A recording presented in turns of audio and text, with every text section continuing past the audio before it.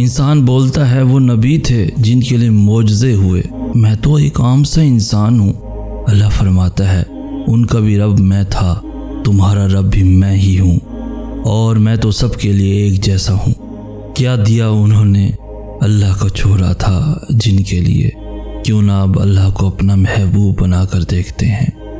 میری دعائیں ہمیشہ تمہیں سنبھال لیں گی جب میرے ہاتھ تم تک پہنچ نہ پائیں گے۔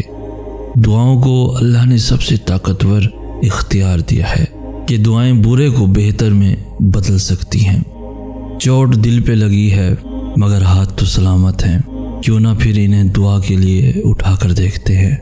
کٹی ہیں کتنی ہی راتیں اداسی میں اپنی، کیوں نہ یہ رات تہجد میں گزار کر دیکھتے ہیں۔ اللہ کو بھلا کر دیکھ لیے ہیں خسارے سبھی، کیوں نہ اس بار خود کو بھلا کر دیکھتے ہیں۔ معجزے ہم بھی اپنے صبر کے دیکھتے ہیں، کیوں نہ ایک بار پھر اللہ کو منا کر دیکھتے ہیں۔ گرے بہت ہیں قدم قدم پہ دنیا کے ہاتھوں، کیوں نہ اب خود کو سجدوں میں گرا کر دیکھتے ہیں۔ چوٹ دل پہ لگی ہے مگر ہاتھ تو سلامت ہیں، کیوں نہ پھر انہیں دعا کے لیے اٹھا کر دیکھتے ہیں۔ لوگ کبھی بھی ان چیزوں کو تم تک پہنچنے سے نہیں روک سکتے جو اللہ نے تمہارے لیے لکھی ہوئی ہیں، پھر وہ کتنی ہی کوشش کیوں نہ کر لے، کتنی ہی جان کیوں نہ مار لے، جو تمہارا ہے وہ صرف تمہارا ہے، اور کوئی بھی اس حقیقت کو بدل نہیں سکتا، کوئی بھی اس حقیقت کو تم سے چھین نہیں سکتا۔ یقین رکھ کر مانگو تو ہی تو جانو گے کہ بہت کچھ اب بھی بدل سکتا ہے، بہت کچھ اب بھی مڑ سکتا ہے، بہت کچھ اللہ کے ایک کن سے رک سکتا ہے، اور بہت کچھ اس کے حکم سے دوبارہ چل سکتا ہے۔ یاد رکھو جس نے تمہارا نصیب لکھا ہے وہ اسے دوبارہ لکھنے کی بھی طاقت رکھتا ہے۔ تو دعا کرتے رہو اور یقین رکھو، پھر دیکھو کیسے اللہ تمہاری آنکھوں کے سامنے تمہارے نصیب کے صفحے پلٹتا ہے۔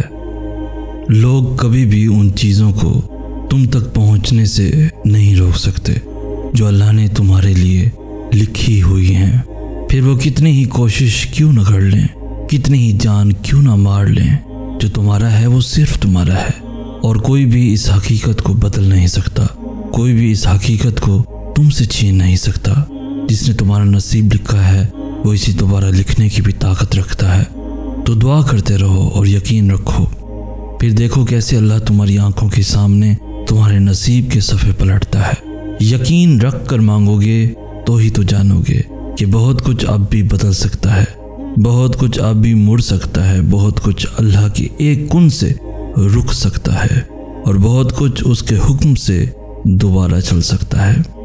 وہ جب کن فرماتا ہے تو آخری لمحے میں بھی منزلیں بدل جاتی ہیں۔ اللہ انہی سے محبت کرتا ہے جو نفرت نہیں کرتے، کیونکہ مدد تو اللہ کی طرف سے ہوتی ہے جو سب کچھ کر سکتا ہے، جو چند لمحوں میں تمہاری صدیاں بدل سکتا ہے۔ اللہ تب طاقت بن کر کھڑا ہو گیا جب مانگنے والے تھک کر گر گئے۔ اس نے تب انصاف بھیجا جب ترازو کے پلڑے ناانصافی کی طرف جھکنے لگے۔ اللہ تب خود وسیلہ بن گیا جب دنیا کے سارے وسیلے ختم ہو گئے۔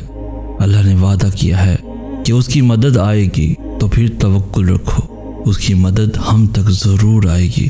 یہ بھول جاؤ کہ تم سے کیا ہو سکتا ہے کیا نہیں، اور یہ سوچو کہ تمہارا اللہ کیا کچھ کر سکتا ہے۔ اللہ نے تب اپنے آن دیکھے ذریعوں تک رسائی کے دروازے کھولے جب سارے دکھنے والے ذریعے بند ہو گئے۔ قرآن گواہ ہے کہ اللہ نے ہمیشہ اپنی مدد تب بھیجی جب تقدیریں دعاؤں کے مخالف آ کر کھڑی ہو گئیں۔ پتہ ہے اللہ کب تمہیں بے سکون کر دیتا ہے، جب تم اللہ کو چھوڑ کر دنیا کے پیچھے بھاگنے لگتے ہو، جب تم سب کو یاد رکھتے ہو مگر اللہ کو بھول جاتے ہو۔ تب اللہ وہ ساری دنیا، وہ ساری چیزیں تمہارے ہاتھوں میں تھما کر تمہیں بے سکون کر دیتا ہے۔ پھر ہر شے حاصل کر کے بھی تم خوش نہیں ہوتے، پھر آذان کی آواز تمہارے کانوں تک تو پہنچتی ہے مگر دل تک نہیں پہنچ پاتی۔ یوں اللہ تمہیں بتاتا ہے کہ میں ہوں تو سب ہے، اگر میں نہیں تو کچھ بھی نہیں۔ چاہتیں رکھو لیکن اللہ کی چاہت سے بھر کر نہیں، اپنی پسند مانگو لیکن اللہ کو مانگنے سے پہلے نہیں۔ تم اسے سب سے اول رکھو، وہ معجزوں کے لیے تمہاری دعاؤں کو سب سے اول رکھے گا۔ تم اسے خاص رکھو، وہ تمہارے لیے اپنا کن خاص رکھے گا۔ سکون تو ہمیشہ سے ہمارے پاس ہوتا ہے، لیکن ہم یہ بات تب تک سمجھ نہیں پاتے جب ہم اس سکون کو کھو نہیں دیتے۔ تب پتہ چلتا ہے کہ سکون تو صرف اللہ کے ہونے سے تھا، جسے اپنی خواہشات پانے کے چکر میں ہم نے کب کا کھو دیا، پتہ ہی نہیں چلا۔ اور جب یہ بات ریئلائز ہو جائے تو فوراً واپس لوٹ جانا چاہیے، کیونکہ یہ خیال اللہ کی طرف سے تم تک ایمرجنسی الارم بن کر آتا ہے کہ بس بہت بھاگ لیا، اب واپس جانے کا وقت ہے۔ ٹوٹی ہوئی دوستی اللہ سے دوبارہ جوڑ لینے کا وقت ہے، اور پھر جب رب ہی دوست ہو تو ہچکچاہٹ کیسی؟ بس بھاگ چلو تیزی سے، راستے میں کہیں بھی رکنا نہیں ہے، بس سیدھا اس کے پاس جانا ہے اور معافی مانگ کر اس رشتے کو بچا لینا ہے، کیونکہ وہ اللہ ان سے بہت محبت کرتا ہے جو اپنے اور اس کے رشتے کو بچانے کے لیے سب چھوڑ آتے ہیں، اور وہ بڑا مہربان دوست ہے۔ وہ فوراً معاف بھی کر دیتا ہے اور وہ سب واپس بھی لوٹا دیتا ہے جو تم نے اسے دوستی کی خاطر قربان کر دیا ہوتا ہے۔ پتہ ہے اللہ کو راضی کرنے کا سب سے آسان طریقہ کیا ہے؟ نماز تمہارے اور اللہ کے درمیان موجود ہر فاصلہ ختم کر دیتی ہے، اور اللہ کو اپنے بندے کی سب سے پیاری بات یہی لگتی ہے جب اس کا بندہ اس کے پسندیدہ انداز سے اسے مناتا ہے۔ جب تم اللہ کی محبت کا حق ادا کرنے کے بعد اپنی محبت کی آرزو کرتے ہو نا، تو اللہ اس آرزو پہ یکدم کن فرما دیتا ہے، اور پھر وہ کہتا ہے کہ تو نے مجھے میری پسند سے راضی کیا ہے تو میں بھی تجھے تیری ہی پسند سے راضی کروں گا۔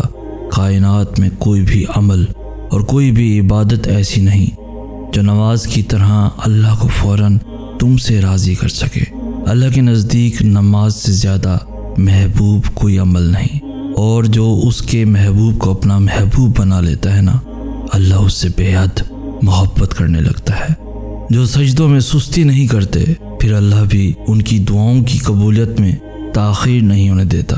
نماز آزمائش میں اللہ کی تمہارے لیے سب سے بڑی پناہ گاہ ہے، اور جو اس کی پناہ میں ہوتے ہیں ان کا بڑے سے بڑا طوفان بھی کچھ نہیں بگاڑ سکتا۔ وہ ہمیشہ اللہ کی حفاظت میں رہتے ہیں۔ اللہ یقین والوں کے لیے راستے بناتا ہے، اور جانتے ہو یقین والے کیسے ہوتے ہیں کہ جب ان کی دعائیں بھی ان کے مخالف ہو جائیں، وہ تب بھی اللہ سے مانگنا نہیں چھوڑتے۔ ایسا یقین کہ جب ان کی ساری دنیا ان کی آنکھوں کے سامنے بکھرتی ہوئی دکھائی دے رہی ہوتی ہے، اور وہ تب بھی آسمان کی جانب دیکھ کر کہتے ہیں ہمیں پتہ ہے تو ہمیں تھام لے گا۔ تو بتاؤ پھر کیا تم اتنا یقین رکھتے ہو اس پر، اللہ پر؟